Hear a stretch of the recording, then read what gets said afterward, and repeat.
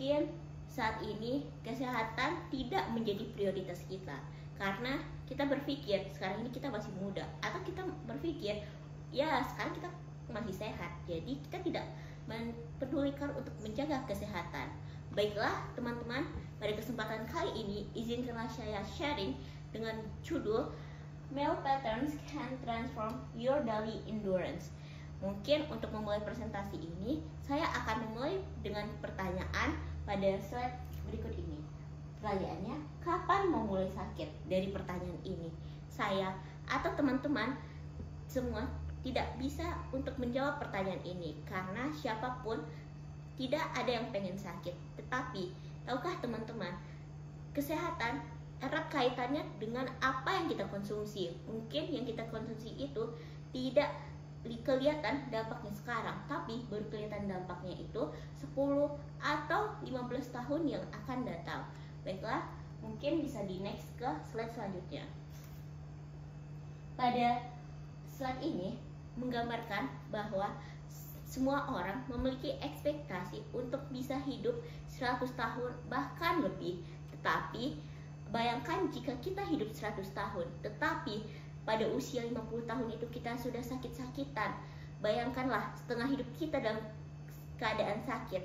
Tapi jangan sampai ya teman-teman, pengennya usia 100 tahun. Apakah kita sudah mempersiapkan kesehatan kita atau menjaga kesehatan kita untuk bisa hidup sehat selama seumur hidup kita? Memulai hidup sehat itu lebih berat jika dilakukan jika kita sudah sakit. Maka sebelum kita sakit, mulailah untuk hidup sehat. Dan marilah kita mulai hidup sehat dengan melakukan hal yang sederhana yang bisa kita lakukan, yaitu dengan menjaga pola makan. Mungkin bisa next ke slide selanjutnya. Pola makan merupakan banyak atau jumlah secara tunggal maupun kelompok yang kita konsumsi, yang bertujuan untuk memenuhi kebutuhan fisiologis, psikologis, dan sosiologis. Pertama itu kita bahas satu-satu. Secara tujuan fisiologis, makan itu untuk memenuhi keinginan atau untuk memperoleh zat-zat yang diperlukan oleh tubuh kita. Sedangkan untuk tujuan fisiologis itu digunakan untuk memenuhi kepuasan emosional atau selera. Sedangkan tujuan sosiologis adalah untuk memelihara hubungan kita dengan individu lain atau kelompok lain. Menurut penelitian Abdurrahman 2018 menjelaskan bahwa 50% dari respondennya itu memiliki pola makan yang tidak baik, dan menurut penelitian dari Zakiyah 2014 memberikan informasi bahwa 100% dari mahasiswa memiliki pola makan yang tidak baik. Pola makan yang tidak baik ini yaitu pola makan yang tidak sesuai dengan panduan gizi seimbang. Dan 47% dari mahasiswa menurut penelitian Zakiyah memiliki jadwal makan sebanyak 2 kali dalam sehari. Mungkin bisa di next ke slide selanjutnya. Pola makan mahasiswa dipengaruhi oleh baik faktor individu maupun faktor lingkungan. Kalau dilihat zaman sekarang ini, hidup luar biasa, tuntutan kebutuhan yang sangat tinggi, sehingga perubahan gaya hidup berkaitan erat dengan pola makan yang dipengaruhi oleh berbagai faktor. Seperti faktor yang pertama itu jadwal yang padat, sehingga menyisakan sedikit waktu untuk menyiapkan makanan dan mengakibatkan pola makan yang tidak teratur dan ketergantungan pada makanan cepat saji. Selanjutnya itu terdapat anggaran terbatas yang membuat mahasiswa lebih memprioritaskan pilihan makanan yang murah dan praktis, yang seringkali tinggi kalori namun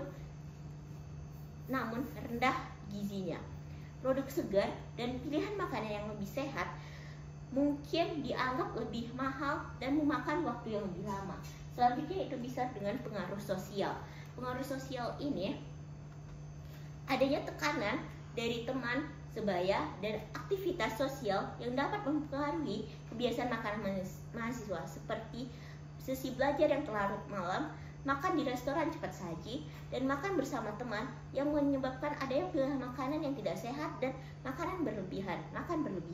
Selanjutnya itu ada tekanan akademik, seperti adanya tenggat waktu tugas atau tantangan yang memicu stres dan emosional di kalangan mahasiswa, sehingga menyebabkan mahasiswa mencari makan atau cemilan yang menghibur sebagai mekanisme penanganan stres yang dapat berkontribusi pada kebiasaan makan yang buruk.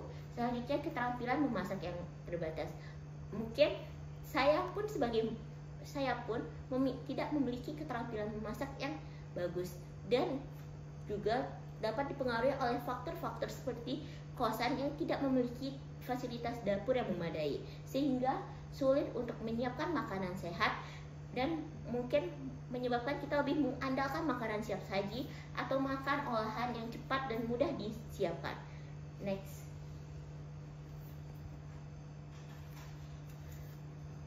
Menurut Panduan Umum Gizi Seimbang, pola makan yang sehat adalah makan 3 kali dalam sehari dengan konsumsi makanan pokok, lauk pauk berupa protein hewani dan protein nabati, sayur-sayuran, buah-buahan, serta air pada jumlah yang cukup.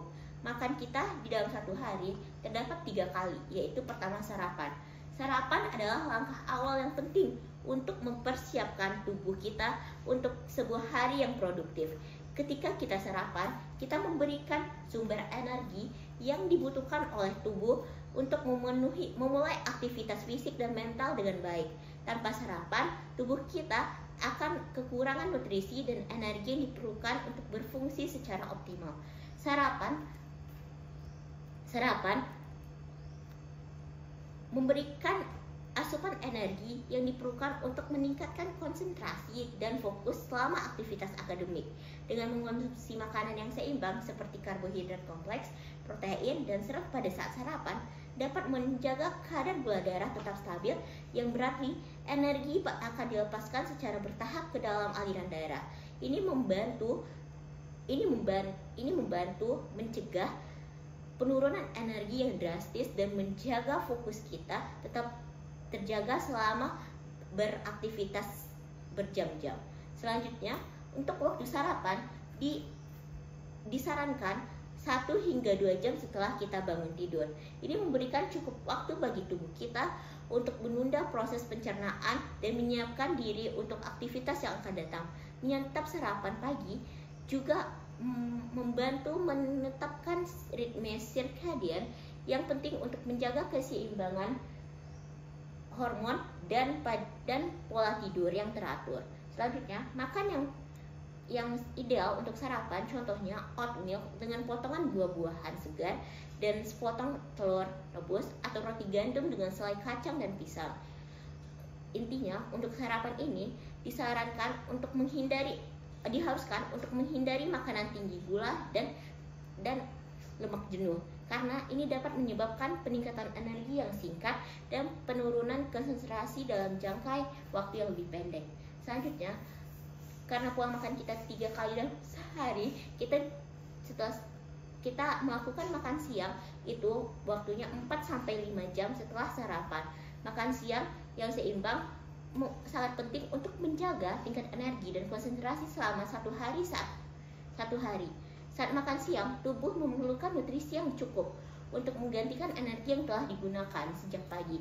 Makan siang yang sehat membantu mencegah penurunan energi tiba-tiba dan menjaga stabilitas gula darah yang berkontribusi pada untuk meningkatkan konsentrasi dan produktivitas yang lebih baik.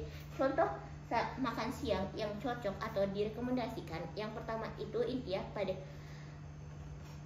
seperti sayuran hijau dengan protein tambahan seperti ayam panggang atau tahu, atau dengan sandwich gandum dengan isian yang komplit seperti alpukat, daging, rendah lemak, dan sayuran. Bisa juga dengan sup kacang merah dengan sayuran dan roti gandum. Pilihlah makanan yang mengandung campuran karbohidrat kompleks, protein, lemak, serat, dan lemak serat untuk memberikan energi yang bertahan lama dan memenuhi kebutuhan nutrisi tubuh. Mungkin selanjutnya sebaiknya usahakan untuk makan siang pada waktu yang tetap pada setiap hari untuk menjaga ritme tubuh kita. Selanjutnya itu untuk makan malam. Makan malam itu berfungsi untuk membantu tubuh pulih setiap hari setelah seharian sibuk. Selain menyediakan energi yang dibutuhkan untuk menjaga fungsi tubuh, makan malam yang sehat juga membantu dalam memperbaiki dan membangun kembali jaringan otot yang rusak, serta memastikan tubuh yang berkualitas. Makan malam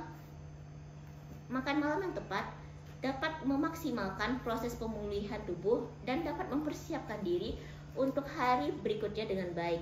Setelah aktivitas fisik atau belajar malam, penting untuk memilih makanan yang memberikan nutrisi yang dibutuhkan tubuh untuk pemulihan optimal.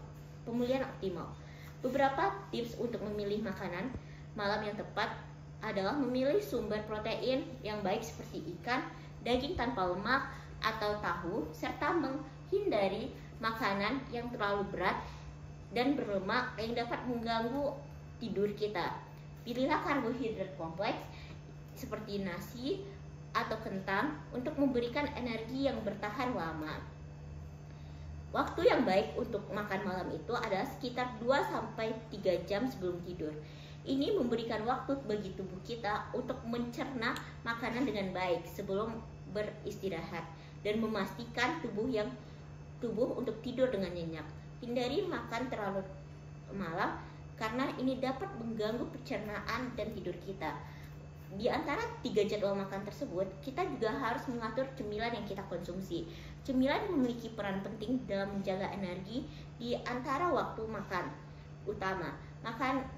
Makanan ringan yang sehat dan dapat membantu menjaga kalori, kadar gula darah tetap sehat dan mencegah rasa lapar berlebihan, serta memberikan tambahan energi yang dibutuhkan saat kita sedang beraktivitas.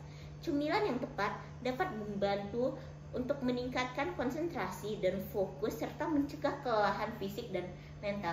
Beberapa saran untuk cemilan untuk meningkatkan ketahanan tanpa